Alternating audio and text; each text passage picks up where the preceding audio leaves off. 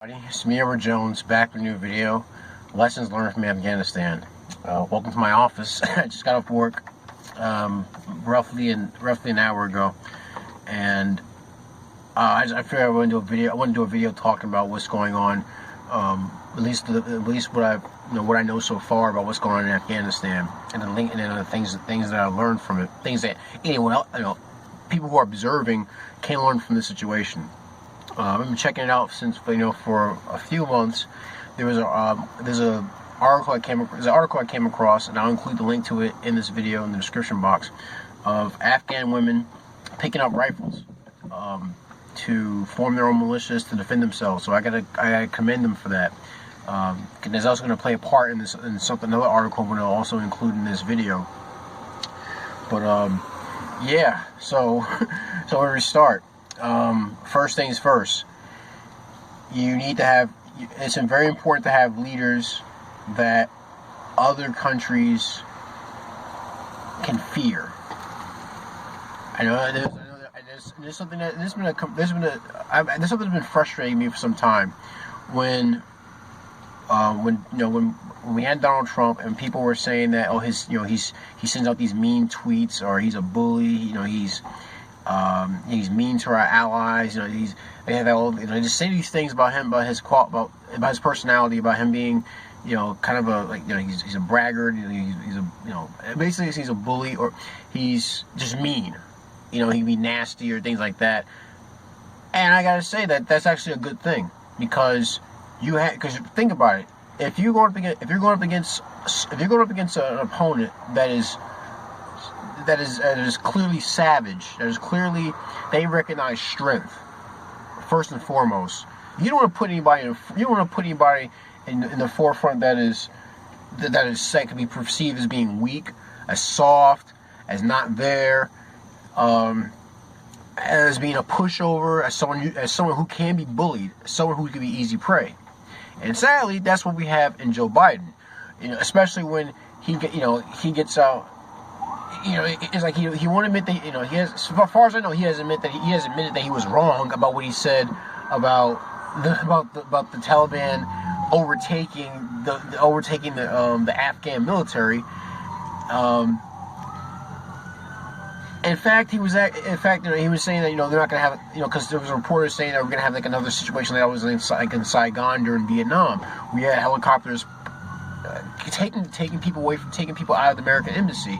And he said that didn't happen. Well, it happened, and it was so bad that there's actually footage of, and I haven't seen this personally, but I've heard about it, where there's this big U.S. plane taking off, and there are all these Afghans trying to get away. The desperation is so thick that they actually are. They said there were two that died from clinging onto the plane and then they couldn't hold on because the plane took off. And they dropped, I think it was like 2,000 feet. Some height that they died when they hit the ground. And I remember seeing the video of all these people surrounded the plane. They're trying to get out. They're trying to get out of the nation because the Taliban has taken over. And you had Biden begging the Taliban not to hurt anybody inside the embassy, let them leave, not to just. Are you kidding me? And that's like I said, the first lesson. You gotta. It's good to have mean leaders. It's good to have leaders that are dicks, because going back to what I said about about the scenario from Team America, the scene from Team America World Police. Dicks, pussies, and assholes. Yes, it's clear that lesson. You can clearly see that in this situation. The Taliban knew that Biden was a pushover, and they took advantage. And they clearly took advantage of it. And the Afghan military, they dropped their weapons and just left. They weren't fighting. It's like all this money wasted, and trying to get these troops, trying to get them to where they can actually take care of themselves, and it just falls apart. Which outlines another lesson. Understand who you're dealing with. If you're dealing with people who don't have any. They don't have any heart. You know, they ain't built like that. They don't have any. They don't have the guts to actually defend what they have.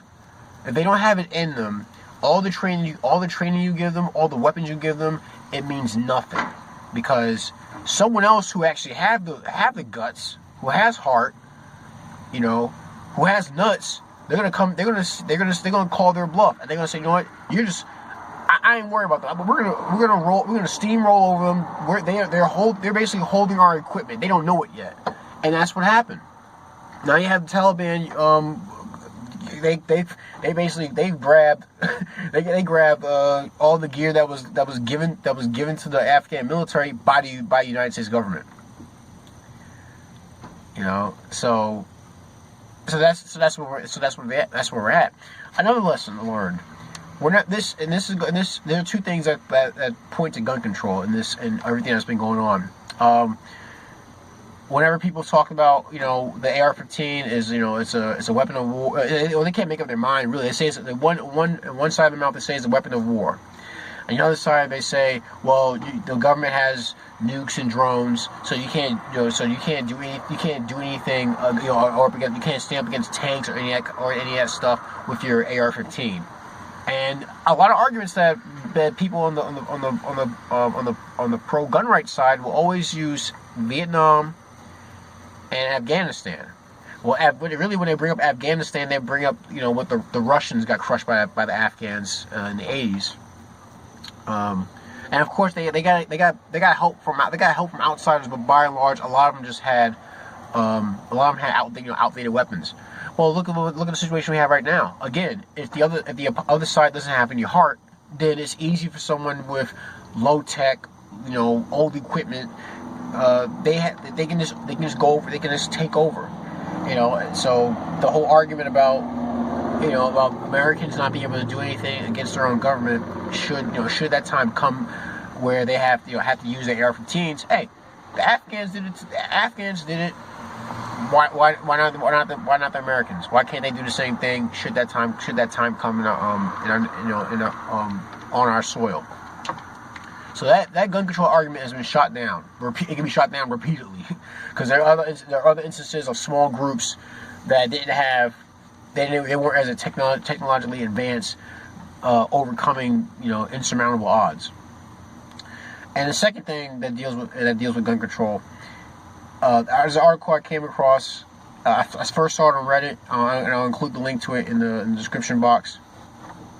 In Kabul, the Taliban they're gathering weapons.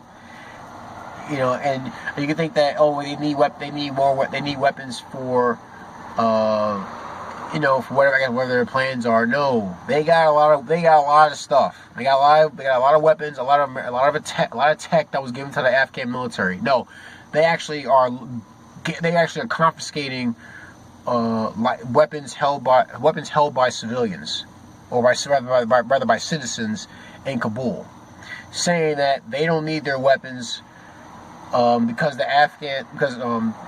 Taliban is there to protect them.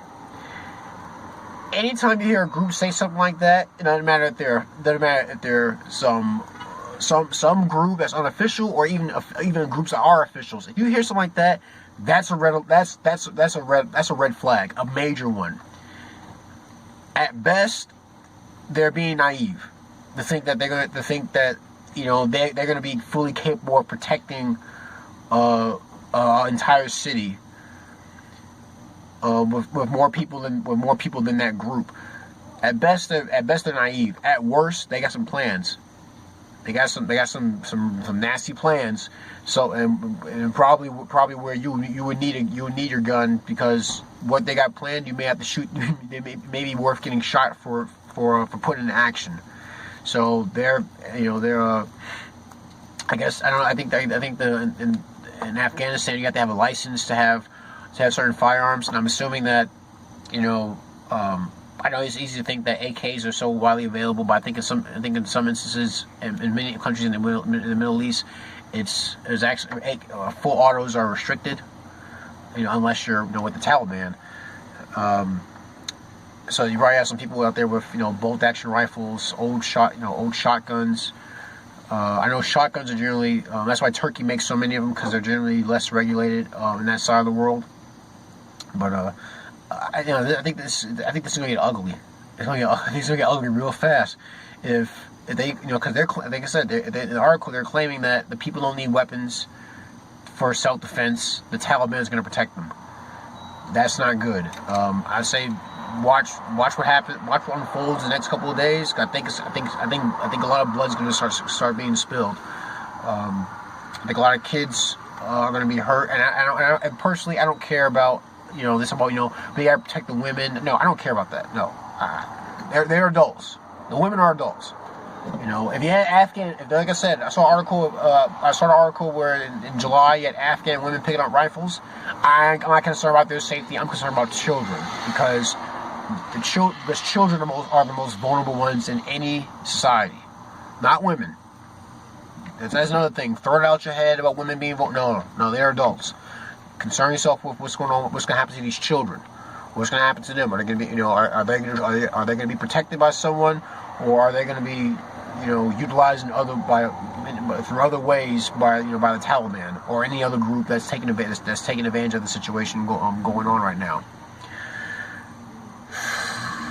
This whole thing is it's amazing. It's amazing to watch. My heart goes out to people in that side of the world, because because it's funny, because people always say that Americans are they're the world police. They stick their nose in other countries' business. Well, when you have things like this going on, who else is stepping up to the plate? And again, I'm not into nation building, because trying to bring democracy to a place where the culture doesn't allow for it is a huge waste of time. It's a huge waste of resources. It costs lives, and you're better off just leaving these people to themselves. But when you hear about crisis humanity going on, humanitarian crisis going on, who else is going to step up to the plate? Everyone will start asking, what's the U.S. going to do about this? Is U.S. military going to go and take care of the situation? Which I know that a couple of thousand troops have been sent back to Afghanistan. So I don't know if a full war is going to go on because of everything that's going on. I think it is best that we do leave, but it had to be done in a proper way, that you didn't allow for the Taliban to just brazenly do what they did. But that's where we're at right now with this administration and how things are in the Middle East so far. But that's my video. That's all I want to do. Just share my thoughts on what's going on. Please share your thoughts in the comment section, or make a video response. Like, share, subscribe. If you want to help out with the channel, just go to my homepage on YouTube. Look for the Give Up That Cheese button and take you to PayPal. Donate any amount you would like. Again, learn from the things that's going on in situations like this, because I know it's a stretch to think that kind of stuff would happen here in the U.S. But I would never count it out, because it's a wild world. Who knows what can happen tomorrow.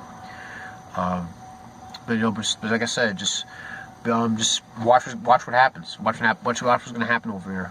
I'm pretty sure we're gonna have a whole lot of lessons to learn from the situation over in Afghanistan. But also, if you got any gripes, complaints, send me a PM. I see what I can do to address them. That's my video. Lessons learned from Afghanistan. I'm Edward Jones. You guys take care, be safe, stay strapped, and God bless.